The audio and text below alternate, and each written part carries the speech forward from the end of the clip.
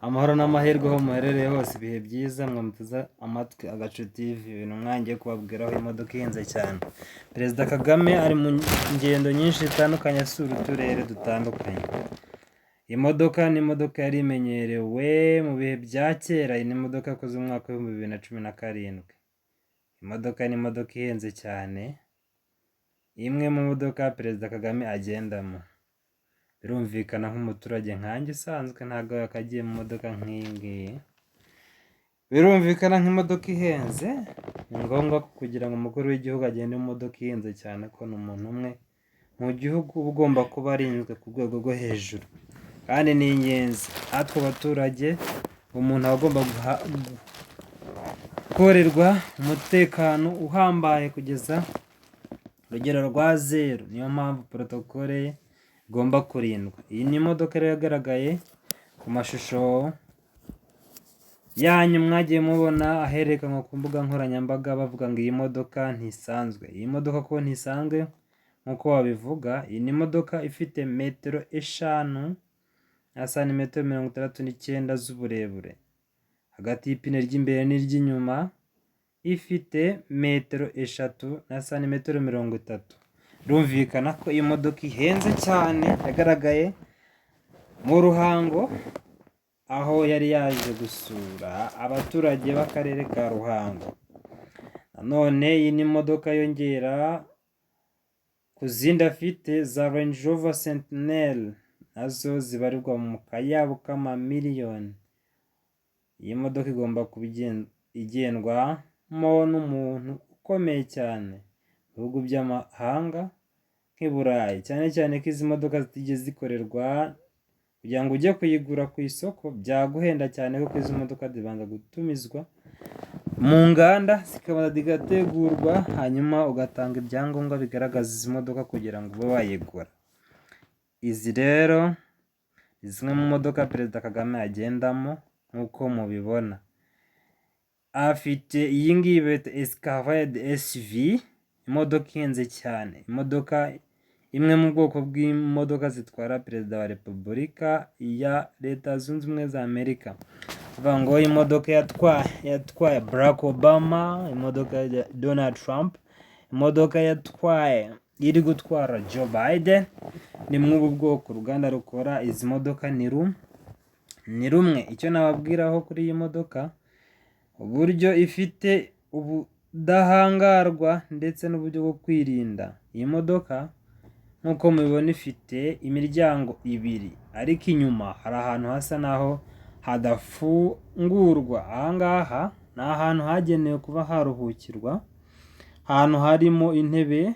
Uburyo iyi modoka yakozwe, ikorwa muri ubwo buryo kugira ngo umukuru w'igihugu cyangwa undi muntu ukomeye ashobore kuba yaruhuka. Ashobora no kwakiriramo abashyitsi be bari kugendana, bagafata agakawa bakaruhuka, bakanaganira ibindi bifuza. Izi modoka rero ni zimwe mu modoka zifasha Perezida wa Repubulika kugenda agera hirya no hino mu giturage.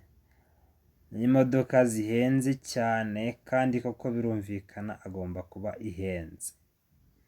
Iyi modoka ifite ubwirinzi nk'uko nakomeje kubibabwira, nka za Range Rover asanganywe n'imodoka ishobora gutoborwa n'amasasu igakomeza kuba yagenda nka kilometero 50 nta kibazo iragira. Iyi modoka ifite uburemere, ndetse nk'iyi ngiyi ya Escalade afite, ifite uburemere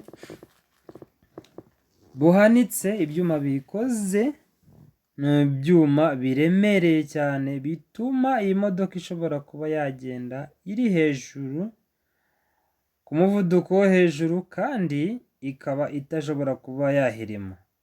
Iyi modoka rero Escalade ni imodoka ihenze cyane. Iyo uyitwaye kandi afite n'ubushobozi bwo kuba yanakitwara, ishobora kumenya ikintu gikomeye cyangwa kibi cyashobora kuyangiza mbere, kuko ikoresha amakamera, n'inyuma nayo amakamera uba yakontorora. Nk'umushoferi uyitwara arimo imbere ashobora kugenzura iyi modoka, kandi nayo ubwayo ishobora kwigenzura. Iyi modoka rero yavugisha abantu benshi mu Rwanda, usanga abantu benshi barayipositinze bavuga ati dore imodoka, bavuga ati umusaza niyo yahashye. Ariko iyi modoka none hari ahantu igaragara nk'aho yagiye gusura perezida wa Repubulika y'u Uganda. Iyi modoka yari ayirimo. Izi rero ni izi modoka zimwe yifashisha mu ngendo zo hirya no hino nk'umukuru w'igihugu, kandi nk'umukuru w'igihugu agomba kubahwa kuko ni umwe mu gihugu. Iyo agize ikibazo igihugu kirahungabana, gihura n'ibibazo byinshi cyane. Abakuze barabizi cyane hirya no hino. Umukuru w'igihugu aba agomba kubahwa, niyo mpamvu natwe tumugomba icyubahiro ahabwa kandi turakimugomba.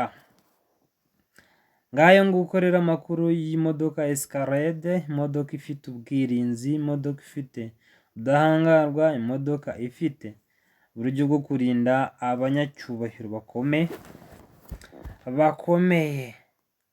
Ndagushishikariza kugenda ariko ntuve hano udakoze subscribe, like, share na comment. Mwifurije ibihe byiza aho uri hose. Uramenye we kwigunga, uyu munsi niba bitameze neza ejo bizagenda neza.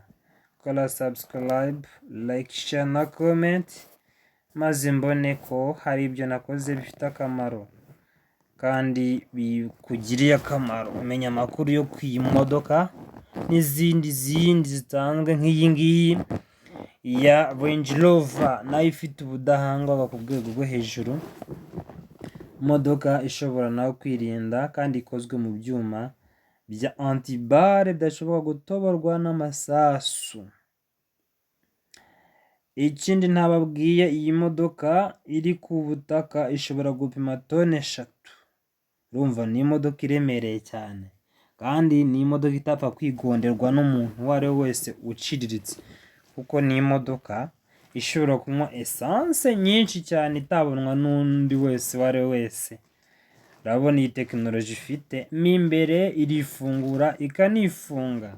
Kandi imwe nababwiye Escalade ni imodoka ifite ibisenge bibiri, imodoka ishobora kuba yazanamo akayaga mo imbere n'ubushyuhe waba ubishaka. Byose ikaba yakoze urugendo rurerure cyane kandi uyirimo ntugire ikibazo.